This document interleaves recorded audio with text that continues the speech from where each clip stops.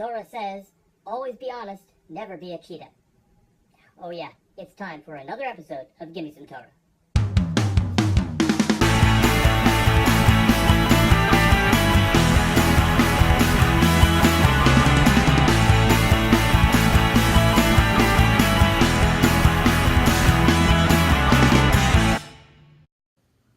What's up, everybody?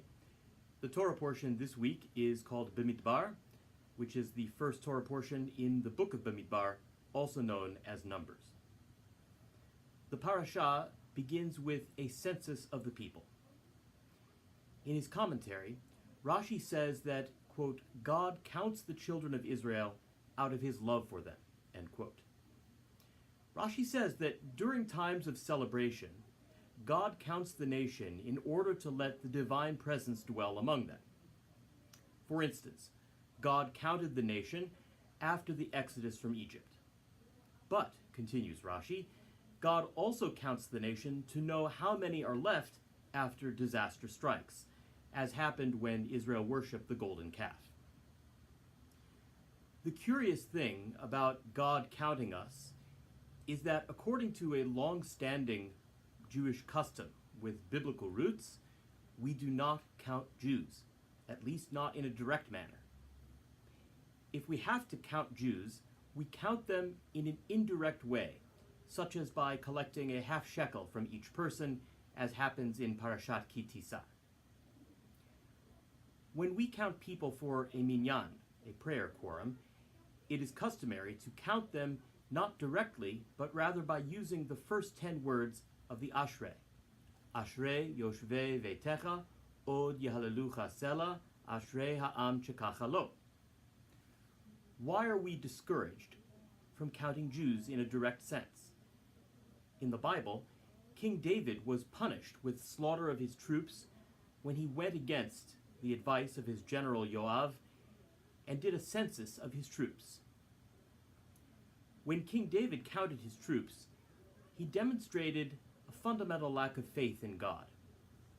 If someone owes you $200 and gives you, say, 20 $10 bills, the natural instinct is to count them because you do not necessarily trust that the person is giving you the correct amount, whether deliberately or accidentally.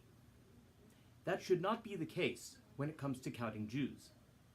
We are supposed to have faith that the numerical strength of our people will, with God's help, continue.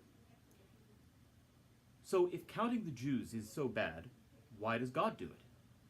Well, that's the point, isn't it? We're not God.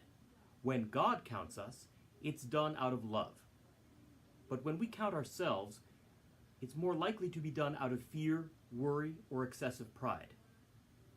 Counting people also reduces us to numbers, and that is an insult to our dignity.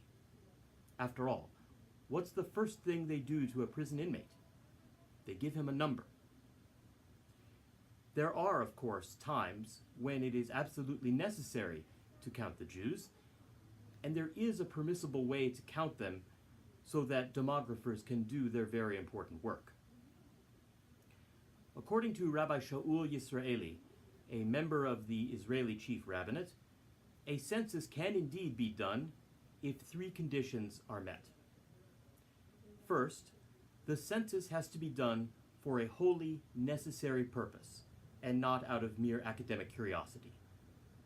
Second, the census has to be done by counting something indirectly, such as the number of questionnaires collected.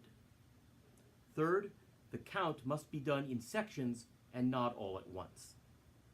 Now, if all of that sounds complicated, just consider that we are supposed to be counting our blessings rather than counting our people. And that's all for now. I'm Rabbi Eli Garfinkel of Temple Bethel in Somerset, New Jersey. Check back soon for another episode of Gimme Some Torah.